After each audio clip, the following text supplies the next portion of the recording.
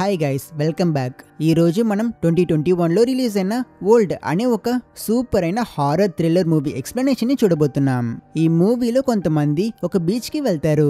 అక్కడ టైం చాలా ఫాస్ట్ గా గడుస్తుంది. చిన్న పిల్లలు పెద్దోళ్ళు అవుతారు, పెద్దోళ్ళు ముసలోళ్ళు అవుతారు, ఇంకా ముసలోళ్ళ సంగతికి వస్తే వాళ్ళు చనిపోతారు. అసలు వీళ్ళు ఎలా ఇక్కడికి వచ్చారు, ఎందుకు వచ్చారు, ఈ బీచ్ లో వీళ్ళ పర్పస్ ఏంటి, చివరికి వీళ్ళంతా ఇక్కడ నుంచి తప్పించుకుంటారా లేదా అనే దాన్ని చాలా చాలా థ్రిల్లింగ్ గా చెప్పేదే ఈ సినిమా కథ. సినిమా అయితే అక్కడ బోర్ కొట్టదు. సో రిలాక్స్డ్ గా కూర్చుని ఫుల్ గా చూడండి. మన ఛానల్ ని సబ్స్క్రైబ్ చేసుకుని వాళ్ళు సబ్స్క్రైబ్ చేసుకోండి. ఇక అసలు లేటే చేయకుండా పూర్తి స్టోరీ ఏంటో చూసేద్దాం. సో ముందుగా మనం క్యాపా ఫ్యామిలీని కలుద్దాం. గాయ్, ప్రిస్కా, వాళ్ళ 11 ఏళ్ల పాప మ్యాడాక్స్ మరియు 6 సంవత్సరాల చిన్న బాబు ట్రెంట్ వీళ్ళందరూ ఒక ట్రాపికల్ రిసార్ట్ కి వెళ్తున్నారు. అది ఎంత ఎక్స్క్లూజివ్ అంటే మీరు ఎప్పుడూ దాని పేరు కూడా విని ఉండరు. వాళ్ళు వ్యాన్ దిగిన నెక్స్ట్ సెకండే అక్కడి మేనేజర్, ఇంకో అసిస్టెంట్, ఆమె పేరు మ్యాడ్రిడ్, వచ్చి వాళ్ళని వెల్కమ్ చేస్తారు. ఎంతలా అంటే వీళ్ళకి ఆల్రెడీ వాళ్ళ గురించి తెలిసినట్టు బిల్డప్ ఇచ్చారు. వెల్కమ్ టు ప్యారడైస్ అని, పెద్దోళ్ళకేమో స్పెషల్లీ క్యూరేటెడ్ కాక్టైల్స్ మరియు చిన్నపిల్లలకి ఎన్ని చాక్లెట్లు కావాలంటే అని తినొచ్చు అని, వాళ్ళకంటూ ఒక సెపరేట్ బఫే కూడా ఉంది. ఎవరో తెలియని వ్యక్తి వీళ్ళకి ఏం కావాలో అన్నీ ఇస్తున్నాడు. ఇంతకన్నా గొప్ప విషయం ఏమైనా ఉంటుందా? పిల్లలైతే ఆల్రెడీ ఫుల్ గా ఎంజాయ్ చేయాలి అని వాళ్ళ పనులు స్టార్ట్ చేసేస్తారు. ఈ కొత్త చోట్లో పిల్లోడు ట్రెంట్ కి ఇమీడియట్ గా ఒక కొత్త బెస్ట్ ఫ్రెండ్ దొరికేశాడు. ఈ అబ్బాయి పేరు ఇడ్లిబ్. ఎవరంటే మన మేనేజర్ గారి అల్లుడే.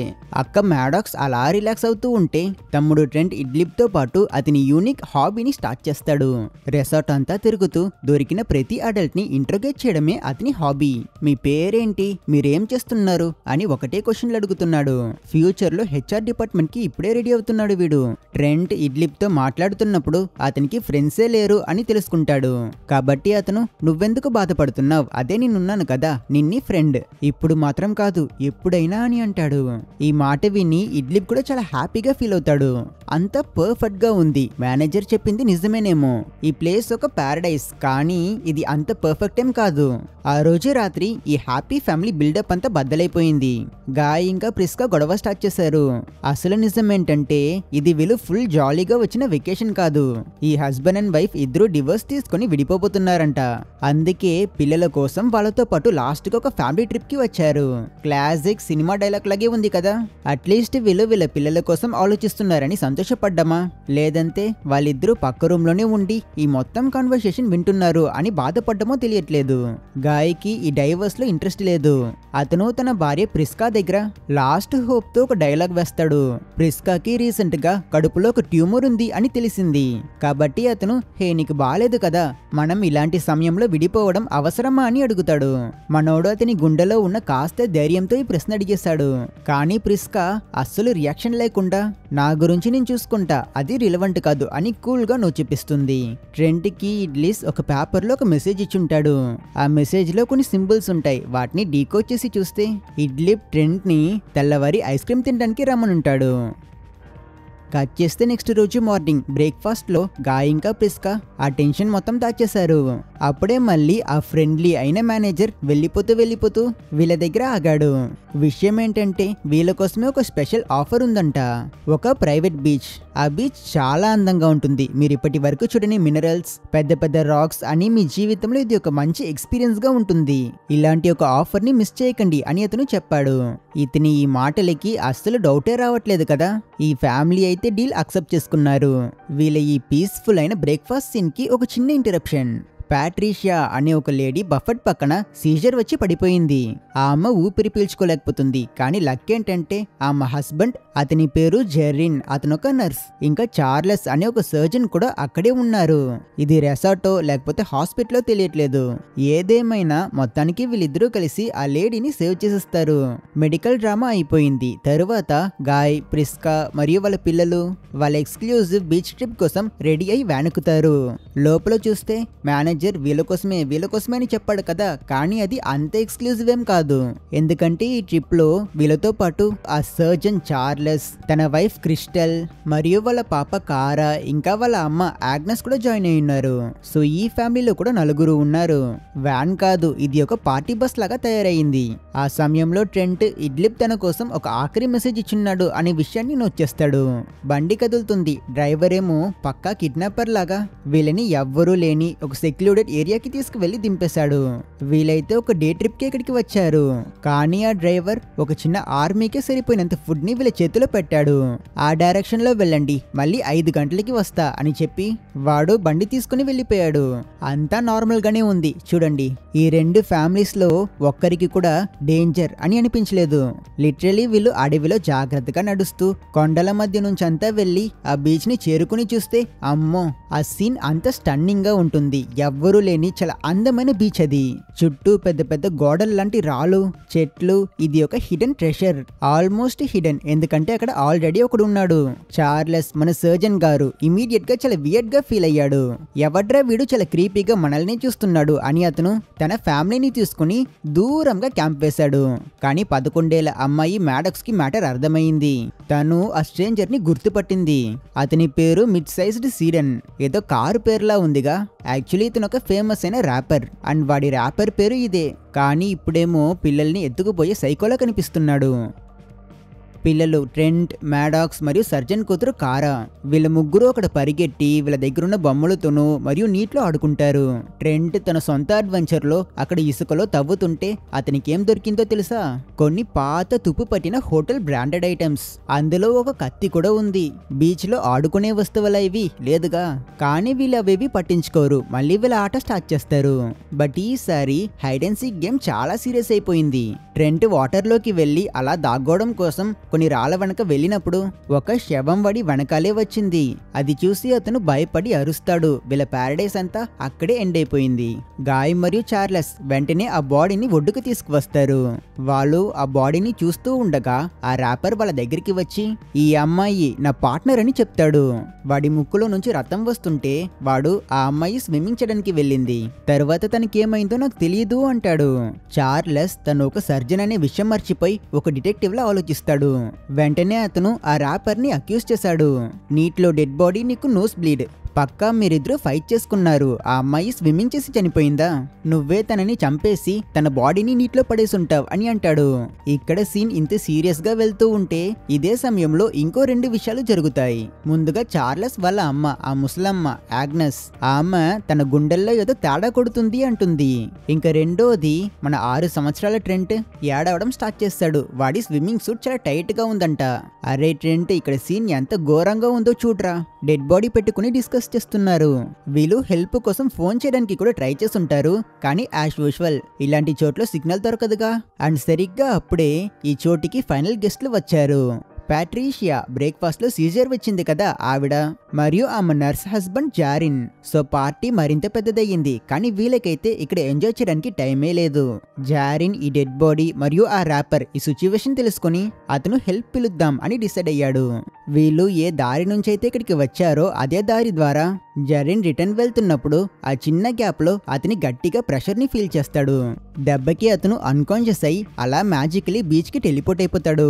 సో ముందు ఫోన్లకి సిగ్నల్ కట్ చేస్తారు. ఇప్పుడు బయటికి వెళ్లే దారిని కూడా బ్లాక్ చేస్తారు. జారిన్ మెలుకుంటాడు, జరిగింది చెప్తాడు. ప్రిస్కా వెళ్లి వీళ్ళకున్న ఒక్క డాక్టర్ చార్లెస్ ని పిలుస్తుంది. ఆమె ఫుల్ పానిక్ అవుతూ ట్రెంట్ ని చూపిస్తూ నా కొడుకులో ఏదో డిఫరెన్స్ కనిపిస్తుంది అంటుంది. కానీ చార్లెస్ ట్రెంట్ ఆడుకుంటూ ఉండడం చూసి లైట్ తీసుకోండి, చిల్ అని చెప్తాడు. ఇలా అతను అంతా ఫైన్ అని చెప్పిన నెక్స్ట్ నిమిషమే చార్లెస్ భార్య క్రిస్టల్ గట్టిగా అరిచింది. ఆమె ఊపిరి తీసుకోవట్లేదు అని తను అంటుంది.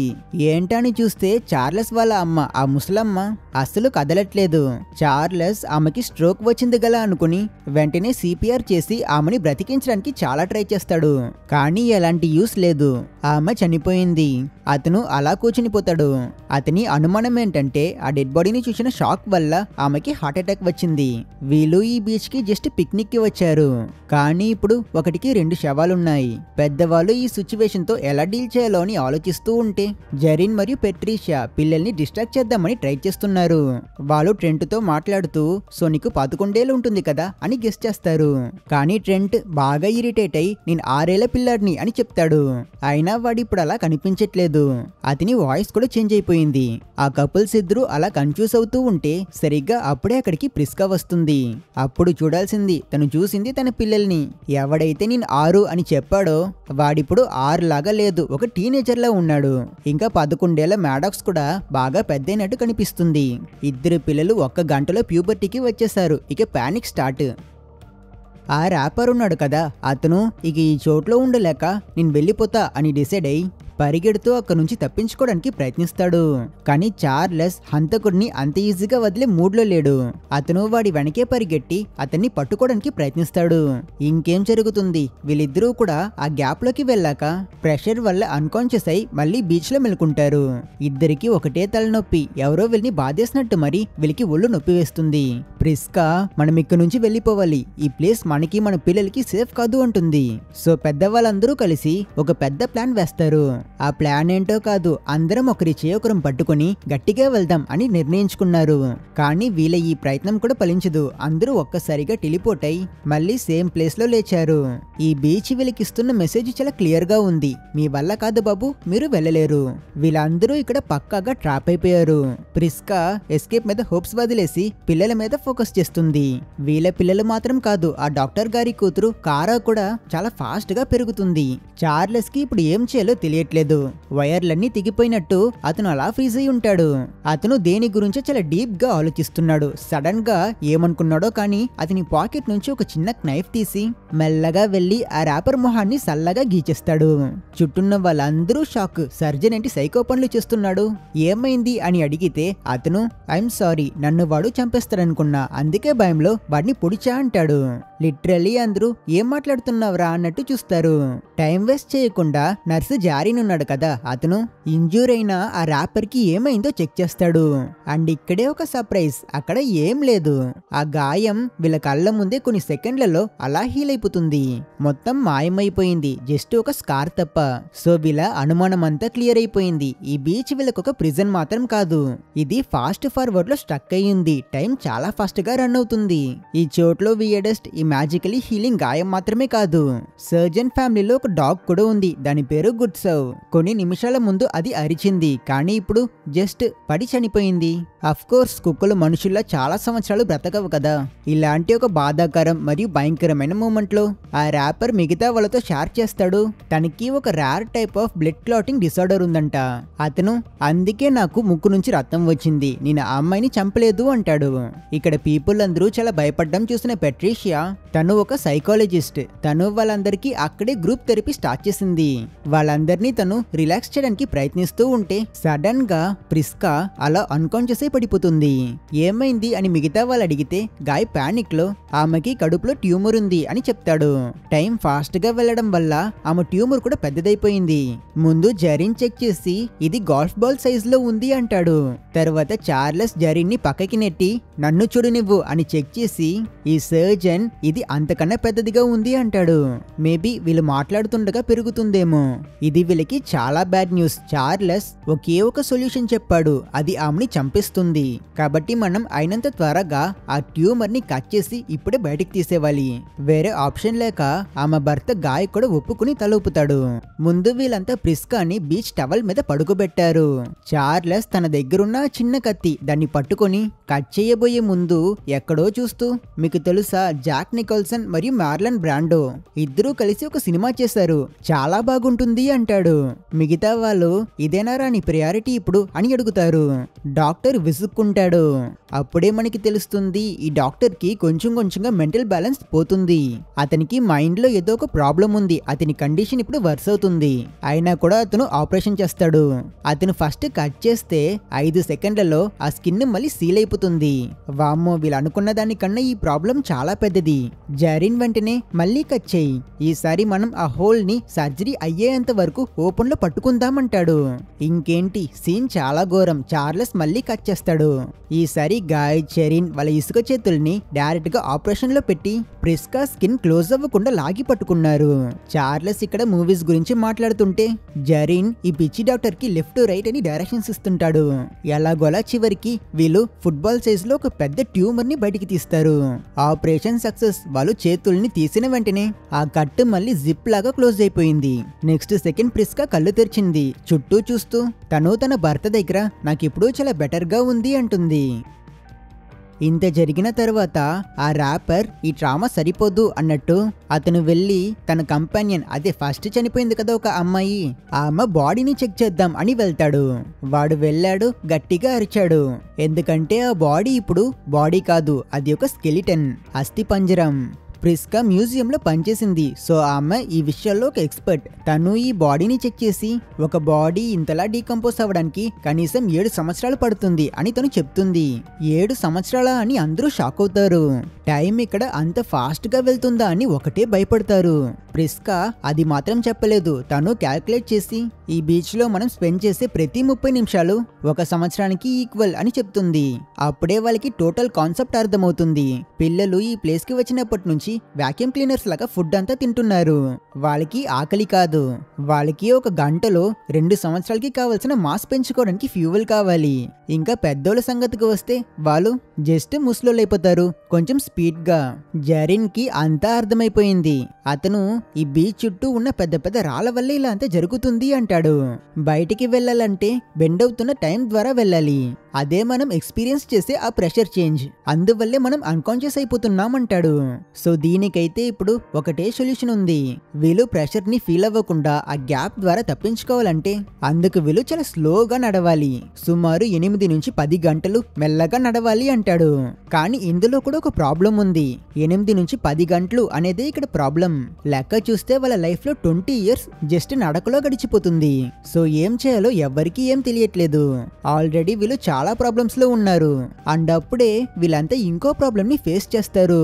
పెద్దోళ్ళంతా ఇక్కడే ఉన్నారు. ఇంతకీ పిల్లలేది? హరే ట్రెంట్ కారా ఎక్కడ ఉన్నారు? టెంట్ లో ఉన్నారు. వాళ్ళిప్పుడు పిల్లలు కాదు, అడల్ట్స్. అందరూ వెళ్ళి చూస్తే వాళ్ళు యంగ్ అడల్ట్స్ అయిపోయారు. అండ్ కారా ప్రెగ్నెంట్ గా ఉంది. 5 నెలల ప్రెగ్నెంట్. ఈసారి లెక్కలు స్టార్ట్ చేసింది ప్రిస్కా కాదు, జెరిన్. 9 నెలల ప్రెగ్నెన్సీ అనేది ఇక్కడ 20 నిమిషాల్లో అయిపోతుంది. ఆల్రెడీ అందులో సగం అయిపోయింది. ఇప్పుడు జస్ట్ 10 నిమిషాలే ఉంది అంటాడు. వెంటనే అందరూ డెలివరీకి కావాల్సిన ప్రిపరేషన్స్ ని చేస్తారు. డాక్టర్ ఏమో ఈసారి మళ్ళీ మూవీస్ గురించి వాగితే జెరిన్ తను నీ కూతుర్రా అంటాడు. దాంతో అతనికి కోపం వచ్చి జెరిన్ ని బెదిరిస్తాడు. సో చార్లెస్ యొక్క హెల్ప్ఫుల్ సర్జన్ రోల్ ఆల్మోస్ట్ అయిపోయింది. ఇప్పుడు కొంచెం కొంచెంగా స్లాషర్ రోల్ కి ఆడిషన్ ఇస్తున్నాడు. ఇక్కడ సీన్ చాలా టెన్స్ గా జరుగుతుంది.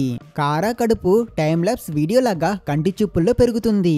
ఇది హై స్పీడ్ బాడీ హారర్. ఇంకా వాళ్ళ అమ్మ క్రిస్టల్ సంగతికి వస్తే ఆమె ఇదంతా చూసి 10 నిమిషాల్లో పైకి పోతానేమో అని భయపడి ఒక సూపర్ ఐడియా వచ్చి ఆ గ్యాప్ ద్వారా పరిగెడుతుంది. అంతే, అన్కాన్షియస్. 10 నిమిషాలు బ్రెయిన్ కి బ్రేక్ ఇచ్చింది తను. తల్లి వేరే లెవెల్. క్రిస్టల్ లేచేసరికి బేబీ పుట్టేశాడు. ఒక్క సెకండ్ కి చిన్నగా ఏడ్చిన ఒక సౌండ్ వచ్చింది. అంతే, తర్వాత ఫుల్ గా సైలెన్స్. బేబీ చనిపోయింది. చెక్ చేసిన జెరిన్ బేబీస్ చాలా ఫాస్ట్ గా పెరుగుతారు. ఒక్క నిమిషంలో కొన్ని రోజులకి కావలసిన ఫుడ్ ని మనం ఇచ్చుండాలి. ఈ బీచ్ యొక్క టైం బేబీస్ కి సెట్ అవ్వదు అంటాడు. అందరూ షాక్ లో ఉన్నారు. కారా సైలెంట్ అయిపోయింది. ట్రెంట్ ఇసుకని కొడుతున్నాడు. క్రిస్టల్ కి ఇప్పుడు ఎవరి మీద కోపం చూపించాలో తెలియక తను వాళ్ళ భర్త మీద అరిచింది. కానీ అతని మైండ్ ఆల్రెడీ డిసాస్టర్ లా ఉంది. అతను కత్తి తీసి జెరిన్ మీదకి వెళ్ళాడు. నా నైబర్హుడ్ లో నీకేం పండ్రా అంటాడు. ఏంటి బీచ్ నైబర్హుడ్డా? ఏం మాట్లాడుతున్నాడు వీడు? క్రిస్టల్ ఏదో చెప్పబోతే వెళ్ళి మేకప్ వేసుకో అంటాడు. ఓకే, ఇక మన డాక్టర్ తో మాట్లాడడం టైం వేస్ట్. అతని ఫ్యూజ్ పోయింది. పాపం క్రిస్టల్ ఏడుస్తూ వెళ్ళిపోయింది. తరువాత అందరూ ఒంటరైపోయారు. మ్యాడాక్స్ కార్ అని ఓదర్స్తూ ఉన్నప్పుడు సడన్ గా ప్యాట్రిషియా గట్టిగా అరిచింది.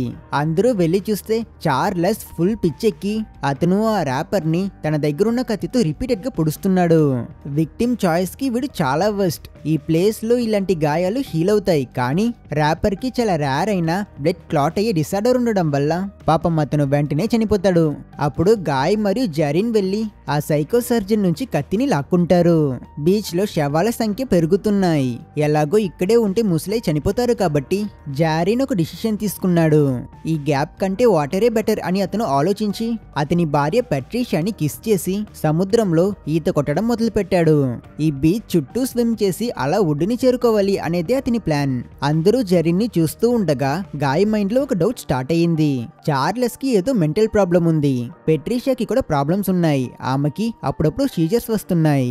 ఆ చనిపోయిన ర్యాపర్ కి ఒక బ్లడ్ డిసార్డర్ ఉంది. ప్రిస్కాకి ట్యూమర్. అంటే ఈ బీచ్ కి వచ్చిన ప్రతి ఫ్యామిలీలోనూ ఒక సిక్ పర్సన్ ఉన్నారు.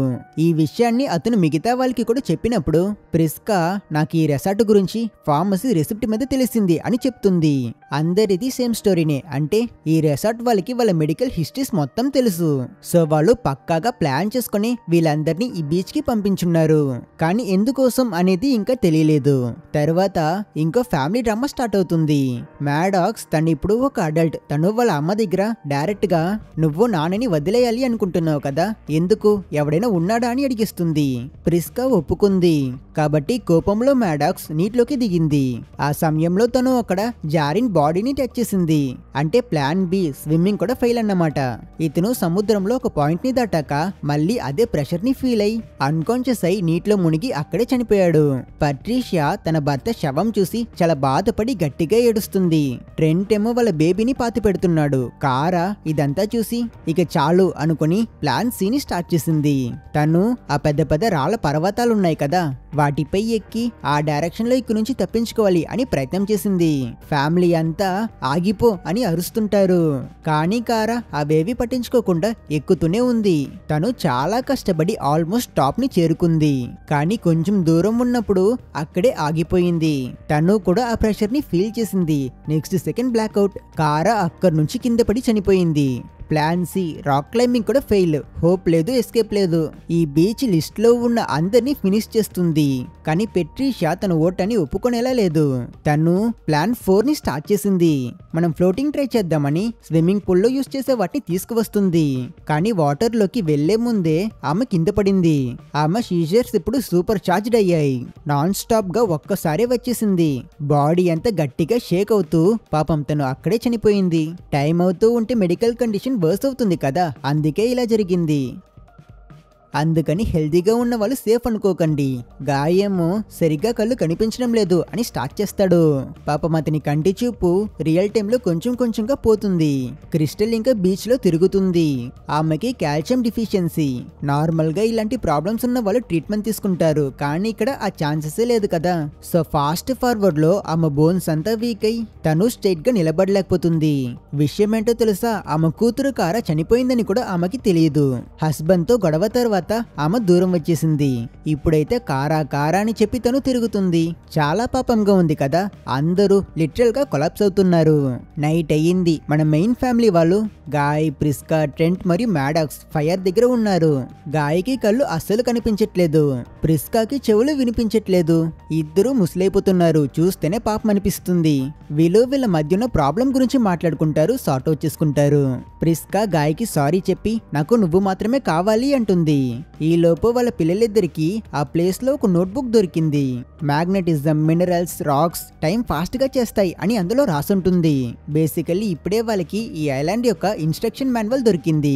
ట్రెంట్ దూరంలో ఉన్న కొండల మీద ఒక షైనీ ఆబ్జెక్ట్ ని నోట్ చేస్తాడు. అది ఒక కెమెరా. ఇప్పుడు అర్థమైంది, ఇది లాస్ట్ కాదు, ఇది ట్రూమన్ షో. వీళ్ళంతా ఇక్కడ స్ట్రగుల్ అవుతూ చనిపోవడాన్ని రికార్డ్ చేస్తున్నారు. అసలు ఇక్కడ ఏం జరుగుతుంది అని వీళ్ళది ప్రాసెస్ చేసే లోపు చార్లెస్, అతనిప్పుడు డాక్టర్ కాదు, కంప్లీట్ సైకో, కత్తి పట్టుకుని గాయ్ ఇంకా ప్రిస్కా దగ్గరికి వెళ్తాడు. గాయకి అసలు కళ్ళు కనిపించడం లేదు. ప్రిస్కాకి ఏం జరుగుతుందో వినిపించడం లేదు. తను తిరిగి చూస్తే చార్లెస్ తన భర్త పైన కత్తితో దాడి చేస్తున్నాడు. లక్కీలీ ఆ గాయాలు హీల్ అవుతాయి. వీళ్ళిద్దరూ తప్పించుకోవడం కోసం పరిగెడతారు. ట్రెంట్ మరియు మ్యాడాక్స్ ఒక కేవ్ లో ఉంటారు. అండ్ అక్కడ క్రిస్టల్ ఉంది. వాళ్ళు కారా చనిపోయింది అని చెప్పగానే క్రిస్టల్ వాళ్ళపైన అటాక్ చేసింది. ఇక్కడ సీన్ చూడాలి, చాలా స్కారీగా ఉంటుంది. క్రిస్టల్ కి కాల్షియం డిఫిషియన్సీ కదా, కాబట్టి ఆమె బోన్స్ పటక్ పటక్ మని విరిగిపోయాయి. కానీ ఇక్కడ హీలింగ్ ప్రాసెస్ చాలా ఫాస్ట్ కదా, సో అవి వెంటనే హీల్ అయ్యాయి రాంగ్ యాంగిల్స్ లో. ఇలానే ఆమె బాడీ అంతా అటు ఇటుగా ట్విస్ట్ అయి చూపుకే చాలా భయంకరం కలిగించే ఒక రూపానికి తను మారి అలానే చనిపోతుంది. ఈ సీన్ అంతా చూసి పిల్లలిద్దరూ భయంలో అరుస్తుంటారు. ఇంకా బీచ్ మీద వాళ్ళ తల్లిదండ్రుల పైన చార్లెస్ అటాక్ చేస్తూనే ఉంటాడు. ఒక సమయంలో ప్రిస్కా ట్రెంట్కి ఇంతకు ముందు ఒక కత్తి దొరికింది కదా, ఆ తుప్పు పట్టిన కత్తిని తీసుకుని దానితోనే తను చార్లెస్ ని పొడిచేస్తుంది. బీచ్ యొక్క హీలింగ్ కి గాయం ఫిక్స్ అయ్యింది. కానీ శరీరంలో ఉన్న ఆ తుప్పు దాని పని చూపిస్తుంది. అది పాయిజన్ లాగా అతని శరీరం మొత్తం స్ప్రెడ్ అయి ఇన్ఫెక్షన్ వల్ల చార్లెస్ అక్కడే అలానే ఫ్రీజ్ అయి చనిపోతాడు. ఇప్పుడే ప్రిస్కా తన భర్తతో మళ్ళీ జట్టయింది. అంత బెగ్గే అతన్ని చనిపోనిస్తుందా? ఆ తర్వాత ఇప్పుడు ఆఖరిగా మిగిలింది జస్ట్ 4 సర్వైవర్స్. మన గాయ్ ఇంకా ప్రిస్కా మరియు వాళ్ళ పిల్లలు అందరూ ఫైర్ దగ్గర కూర్చున్నారు. గాయ్ ప్రిస్కా ఇప్పుడు చాలా ముసలోలు. ట్రెంట్ మరియు మ్యాడాక్స్ స్టార్టింగ్ లో వాళ్ళకన్నా ఇప్పుడు పెద్దవాళ్ళ కనిపిస్తున్నారు. వాళ్ళ పేరెంట్స్ ని చూసుకుంటున్నారు. మాటలతో ఇక పనిలేదు, వీళ్ళ ఫేట్ ఏంటో వీళ్ళకి తెలుసు. ప్రిస్కా ఆ వ్యాన్ లో వీళ్ళిక్కడికి వస్తున్నప్పుడు పడిన పాట మళ్ళీ పడ్డం మొదలు పెట్టింది. ఒక ఫుల్ సర్కిల్ మూమెంట్. గాయకి గుర్తు శక్తి చాలా తగ్గిపోయింది. మనం గొడవ పడ్డామా అని అడిగాడు. ఏమైనా నాకిప్పుడు కోపం లేదు అంటాడు. ఇద్దరు చేతులు పట్టుకున్నారు. గొడవ, అఫైర్, ఆ ట్యూమర్ ఏది ఇప్పుడు మ్యాటర్ కాదు. వాళ్ళ ప్రాబ్లమ్స్ కన్నా ఎక్కువ ఏజ్ అయిపోయారు. ఈ ఘోరమైన మరియు బాధాకరమైన రోజులు ఇది వాళ్ళకి చాలా పీస్ఫుల్ మూమెంట్. తరువాత కొన్ని నిమిషాలు ఇద్దరు చనిపోయారు. ఇక మిగిలినది పిల్లలిద్దరే. అందరినీ కూలిపోయి గట్టిగా ఏడుస్తున్నారు. ఆ నెక్స్ట్ మార్నింగ్ ట్రెంట్ మరియు మ్యాడాక్స్ ఇప్పుడు వాళ్ళ 50s లో ఉన్నారు. చేతుల్లో వ్రింకిల్స్, టైర్డ్నెస్ ఇంకా కొన్ని హవర్స్ మాత్రమే మిగిలిన్నాయి. సో 50 ఇయర్ బాడీలో ఉన్న ఈ 6 ఇయర్ ఓల్డ్ బ్రెయిన్స్ ఏం చేస్తారు? ఆబ్వియస్లీ బీచ్ లో శాండ్ క్యాసిల్ కడతారు. అప్పుడే ట్రెంట్ కి ఒకటి గుర్తుకు వస్తుంది. బయలుదేరే ముందు ఇడ్లిబ్ లాస్ట్ గా ఒక కోడెడ్ మెసేజ్ ఇచ్చాడు కదా, ఆ పేపర్ ని అతను తీస్తాడు. ఇంత జరిగినా అతను సేఫ్ గా దాన్ని పట్టుకున్నాడు. ఈ బ్రదర్ అండ్ సిస్టర్ ఆ మెసేజ్ ని డీకోడ్ చేస్తారు. ఆ లైఫ్ సేవింగ్ మెసేజ్ ఏంటంటే, నా అంకుల్ కి కోరల్స్ అంటే నచ్చవు, అక్కడ టనల్స్ ఉన్నాయని రాసుంటాడు. కోరల్స్ అనేవి సముద్రం లోపల ఉంటాయి. అక్కడ టనల్ ఉంది అంటే ఖచ్చితంగా అదే బయటికి వెళ్లే దారి ఉంటుంది. అందులో వెళ్తే మేబీ మనం సేఫ్ అని వీళ్ళు గెస్ చేస్తారు. కానీ ఇది చెప్పినంత ఈజీ ఏం కాదు, చాలా రిస్క్. ఇది నీటిలో చాలా లాంగ్ జర్నీ. ప్రెషర్ అక్కడ కూడా ఉంటే ఇక వీళ్ళ పని అంతే. అయినా ఏమవుతుంది, చనిపోవడం కన్నా ముందు నీటిలో మునుగుతారు అంతేగా. వీళ్ళ లాస్ట్ హోప్ ఇదే. కాబట్టి ఇద్దరు కోరల్ రీఫ్ లోకి స్విమ్ చేస్తారు. అక్కడే వీళ్ళకి అండర్ వాటర్ టనల్ కోరల్ మధ్యలో నుంచి కనిపిస్తుంది. ట్రెంట్ మరియు మ్యాడాక్స్ ఆ టనల్ లోకి వెళ్లారు. కానీ ప్రాబ్లం వీళ్ళకి ఎక్స్పెక్ట్ చేయనట్టు వచ్చింది. మ్యాడాక్స్ వేసుకున్న షర్ట్ కోరల్ కి చిక్కుకుంది. వీళ్ళు స్ట్రగుల్ చేస్తున్నారు. ఎయిర్ అయిపోతుంది. వీళ్ళిద్దరూ నీటిలో మునిగిపోయారు. ఇప్పుడు సీన్ అలా మళ్ళీ ఆ పెద్ద క్లిఫ్ పైన షిఫ్ట్ అవుతుంది. ఆ షైనీ ఆబ్జెక్ట్ గుర్తుంది కదా, అది కెమెరామ్యాన్, వేరెవరో కాదు, మన వ్యాన్ డ్రైవర్. అక్కడ ఒక హైటెక్ అబ్జర్వేషన్ పోస్ట్ లో కూర్చుని ఇదంతా మానిటర్ చేస్తున్నాడు. వాళ్ళు స్ట్రగుల్ అయి నీటిలో మునిగిపోవడం చూసాక అతను నిమిషంన్నర వెయిట్ చేసి పక్కా చనిపోయారు అని కన్ఫర్మ్ చేసుకుంటాడు. తర్వాత అతను తన రేడియో ఆన్ చేసి కామ్ గా మిగిలిన ఆ ఇద్దరు కూడా నీటిలో మునిగిపోయారు అని రిపోర్ట్ చేస్తాడు. అతని అఫీషియల్ రిపోర్ట్ ఏంటో తెలుసా? ట్రయల్ 73 కూడా పూర్తయింది, సక్సెస్ అని చెప్తాడు. ఇది ట్రయల్ 73 అంటే ఇంతకు ముందే ఇలాంటివి 72 ట్రయల్ జరుగున్నాయి అని అర్థం. వ్యాన్ డ్రైవర్ తన షిఫ్ట్ అయిపోగానే అక్కడి నుంచి స్ట్రైట్ గా ఆ ఫార్మసీ కంపెనీ ల్యాబ్ కి వెళ్తాడు. అక్కడ ఒక పెద్ద టీమే ఉంది. సిడ్నీ అనే ఒక సైంటిస్టు చనిపోయిన వారి డెత్స్ అన్నిటిని ఫేక్ చేస్తాం అని రిపోర్ట్ చేస్తుంది. వీలైతే విక్టిమ్స్ అందరి డీటెయిల్స్ అన్నిటిని చేంజ్ చేసి వాళ్ళకి ఇంకా ఈ రిసార్ట్ కి ఎటువంటి సంబంధం లేదు అన్నట్టు మొత్తం మార్చేశారు. వీళ్ళు మామూలు హంతకులు కారు, ఐటీ డిపార్ట్మెంట్ లో ఉన్న హంతకులు. అప్పుడే మనం ఆ ఎక్స్ట్రా ఫ్రెండ్లీ రిసార్ట్ మేనేజర్ ని చూస్తాం. ట్రయల్ 73లో చనిపోయిన గెస్ట్ల కోసం మూమెంట్ ఆఫ్ సైలెన్స్ అని అతను ఫుల్ యాక్టింగ్ చేస్తున్నాడు. తర్వాత అతను ల్యాబ్ కోట్ వేసుకున్న ఎంప్లాయీస్ తో మాట్లాడతాడు. ఈ బీచ్ వల్ల మనం వందలాది ప్రజల ప్రాణాలని తీస్తాం, కానీ వేలల్లో ప్రజల ప్రాణాలని ఆల్రెడీ సేవ్ చేస్తాం అని వీళ్ళిక్కడ చేస్తున్న పాపాలన్నింటినీ జస్టిఫై చేస్తాడు. విషయం ఏంటంటే వీళ్ళిక్కడ ప్రపంచాన్ని మార్చేసి మెడిసిన్స్ ని కనిపెడుతున్నారు. మేనేజర్ సిడ్నీ దగ్గర ట్రయల్ 73కి రిజల్ట్ ఏంటి అని అడిగితే తను ఫుల్ హ్యాపీగా సక్సెస్ సార్, పెట్రీషాకి ఫ్రీక్వెంట్ గా సీజర్స్ వచ్చి ప్రాబ్లమ్స్ ఉండేవి, కానీ మనం ఆమెకి వెల్కమ్ కాక్టైల్ లో ఇచ్చిన మెడిసిన్ పనిచేసింది. ఆమె బీచ్ లో 8 గంటల 17 నిమిషాల వరకు ఒక్క సీజర్ కూడా లేకుండా బ్రతికింది. అంటే రియల్ లైఫ్ లో 16.5 సంవత్సరాలు. మనం ఆమెని క్యూర్ చేస్తామంటుంది. ఈ మెడిసిన్ ని ఇక మాస్ ప్రొడ్యూస్ చేయొచ్చు. ఇదే వాళ్ళ బిజినెస్ మోడల్. లైఫ్ టైం పట్టి క్లినికల్ ట్రయల్ ని వీళ్ళు సింపుల్ గా ఒక్క సింగిల్ డే లో ఫినిష్ చేస్తున్నారు. ఆ పిచ్చి patient Charles blood clot patient wrapper ని చంపేశాడు. అందువల్ల ఆ డేటా అంతా వేస్ట్ అయిపోయింది. ఇదే వీళ్ళకి సంబంధించినంత వరకు మెయిన్ ట్రాజెడీ. ఇలాంటి తప్పులు ఇకపైన జరగకూడదు అని వీళ్ళు ప్లాన్ చేస్తారు. తర్వాత రిసార్ట్ కి రిటర్న్ వెళ్లిన మేనేజర్ ఇడ్లీప్ ని చూసి, నువ్వు ట్రెంట్ కోసం వెయిట్ చేస్తున్నావా? వాళ్ళ ఫ్యామిలీ ఇంటికి వెళ్లిపోయారు అని కూల్ గా అబద్ధం చెప్తాడు. కానీ ట్రెంట్ అక్కడే ఉన్నాడు, ఒక 50 ఏళ్ల వ్యక్తిలా. అతను తనకి బీచ్ లో ఒక నోట్బుక్ దొరికింది కదా, ఆ తడి నోట్బుక్ ని అక్కడున్న ఒక పోలీస్ ఆఫీసర్ కి ఇస్తాడు. ఆ నోట్బుక్ లో బీచ్ లో ఇంతకు ముందు చనిపోయిన వారి నేమ్స్ అన్నీ ఉంటాయి. ఈ లోపు మేనేజర్ నెక్స్ట్ బ్యాచ్ ని వెల్కమ్ చేస్తాడు. మ్యాడ్రిడ్ వాళ్ళకి కాక్టైల్స్ లో మందు కలిపి రెడీ చేసుకుని వాళ్ళకి అది తీసుకువెళ్లి ఇవ్వాలనుకున్న టైంలో ఆ ట్రైన్ ని ఎవరో తోసేస్తారు. డ్రింక్స్ అన్ని కింద పడిపోయాయి. వచ్చింది ట్రెంట్ మరియు మ్యాడాక్స్ ఫుల్ కోపంలో ఉన్నారు. అయినా వీళ్ళు అసలుకి ఆ కెమెరామ్యాన్ దగ్గర నుంచి ఎలా తప్పించుకున్నారు మనకి ఫ్లాష్ బ్యాక్ చూపిస్తారు. ఆ కోరల్లో షర్ట్ చిక్కుకుంది, కానీ వీళ్ళు అక్కడే చనిపోలేదు. ఆ కోరల్స్ ని పగలగొట్టి కెమెరామ్యాన్ ఖచ్చితంగా వీళ్ళని మానిటర్ చేస్తుంటాడు అని గెస్ చేసి వీళ్ళు ఆ బీచ్ కి చాలా దూరంగా వచ్చి ఒక చిన్న ఓపెనింగ్ ద్వారా ఇద్దరు ఆ కెమెరామ్యాన్ కి తెలియకుండా ఊపిరి పీల్చుకున్నారు. తర్వాతే వీళ్ళు ఆ చోటు నుంచి ఎస్కేప్ అయి బయటికి వచ్చారు. ప్రెసెంట్ లో పోలీస్ ఆఫీసర్ ఆ బుక్ లో ఉన్న నేమ్స్ అన్ని మిస్సింగ్ పర్సన్స్ లిస్ట్ లో ఉన్నాయి అనే విషయాన్ని నోట్ చేసి అతను వెంటనే ఈ విషయాన్ని ఎస్కలేట్ చేస్తాడు. పోలీసులు వచ్చి ఆ ల్యాబ్ లో ఉన్న వాళ్ళతో సహా మొత్తం అందరినీ పట్టుకుంటారు. మేనేజర్, ఆ అసిస్టెంట్ మ్యాడ్రిడ్ అందరూ, ఇంకా లాస్ట్ గా ఇడ్లీబ్ ఉన్నాడు కదా, ట్రెంట్ మరియు మ్యాడాక్స్ అతన్ని చూస్తారు. ట్రెంట్ ఆ కోడెడ్ మెసేజ్ ని చూపించాడు. ఇడ్లీబ్ కూడా తనే అతని ఫ్రెండ్ అని గుర్తుపడతాడు. అండ్ ఆఖరిగా పోలీసులు ఈ 50 సంవత్సరాల అనాథ పిల్లల్ని రెస్క్యూ చేసుకుని వాళ్ళని హెలికాప్టర్ లో తీసుకువెళ్తారు. పాపం వీళ్ళు ఒక్క రోజులో లైఫ్ అంతా చూస్తారు. ఆఫీసర్స్ వాళ్ళకి ఒకటే విషయం చెప్తారు, మీ ఆంట్ మీకోసం వెయిటింగ్. అండ్ అంతే, ఈ డైలాగ్ తో ఈ సినిమా ఎండ్ అవుతుంది. సో ఇది ఫ్రెండ్స్ ద వరల్డ్ 2021 లో రిలీజ్ అయిన ఈ సినిమా కథ. చాలా డిఫరెంట్ అయిన స్టోరీ, చాలా థ్రిల్లింగ్ గా కూడా తీసుకువెళ్లారు. నిజంగానే నాకు ఈ సినిమా నచ్చింది. మీకెలా అనిపించిందో కూడా తప్పకుండా కింద కమెంట్ లో చెప్పండి. మరియు ఈ వీడియో నా ఎక్స్ప్లెనేషన్ మీకు నచ్చితే ఆ లైక్ బటన్ ని నొక్కేయండి. ఛానల్ ని సబ్స్క్రైబ్ చేసుకొని వాళ్ళు సబ్స్క్రైబ్ చేసుకోండి. మీ రెస్పాన్సెస్ అన్ని నన్ను మోటివేట్ చేస్తాయి. సో ఇంకో మంచి కథతో మిమ్మల్ని మళ్ళీ కలుస్తా. అప్పటి వరకు టేక్ కేర్.